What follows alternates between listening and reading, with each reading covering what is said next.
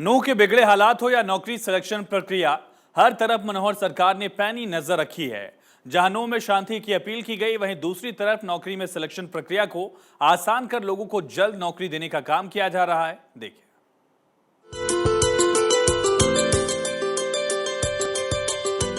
मुख्यमंत्री मनोहर लाल ने हरियाणा विधानसभा के मानसून सत्र में एक अहम घोषणा की। विधानसभा में मुख्यमंत्री मनोहर का बड़ा ऐलान। ग्रुप ए बी की सरकारी नौकरियों में पदोन्नति में 20% आरक्षण नीति लागू करेगी मनोहर सरकार। आरक्षित श्रेणियों के लिए पदोन्नति के अवसर बढ़ेंगे। ग्रुप सी और डी के लिए पहले से था आरक्षण। राज्य सरकार रोस्टर प्रणाली बनाने पर काम कर रही है। एक हफ्ते में अधिसूचना जारी होगी।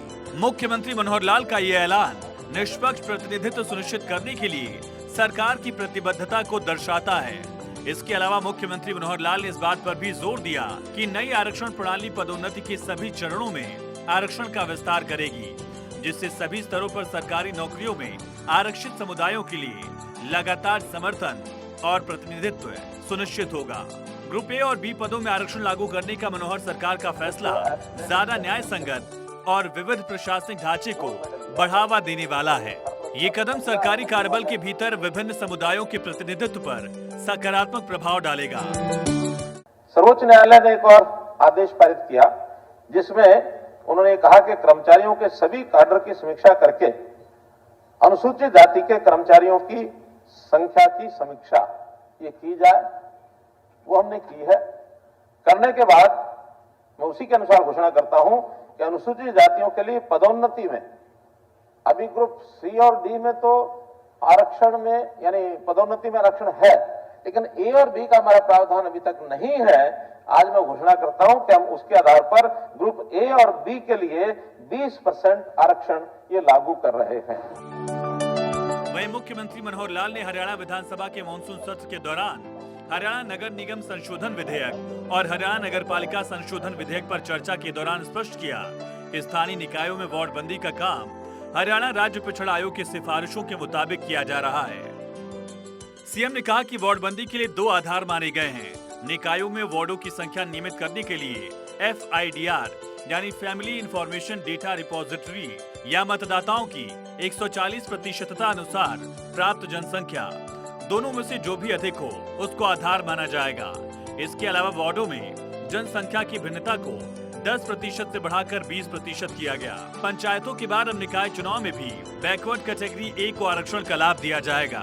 जहां तक रिजर्वेशन का विषय है, रिजर्वेशन में सुप्रीम कोर्ट ने विकासराव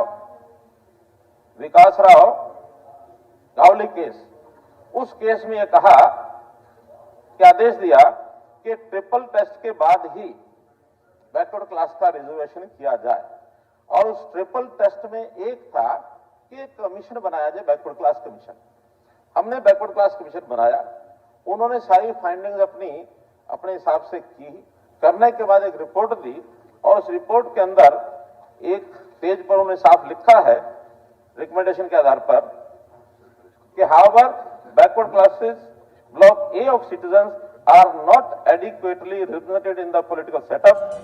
सीएम मनोहर लाल ने कहा कि हरियाणा नगर निगम संशोधन अध्यादेश में जनसंख्या के लिए FIDR, जो कि एक रिपोजिटरी है जिसे परिवार पहचान पत्र अधिनियम के तहत तैयार किया गया है, आरक्षण के संबंध में जहां तक बात है, उसके लिए सरकार ने हरियाणा राज्य पिछड़ा आयोग बनाया, जिसने कुछ सिफारिशें की।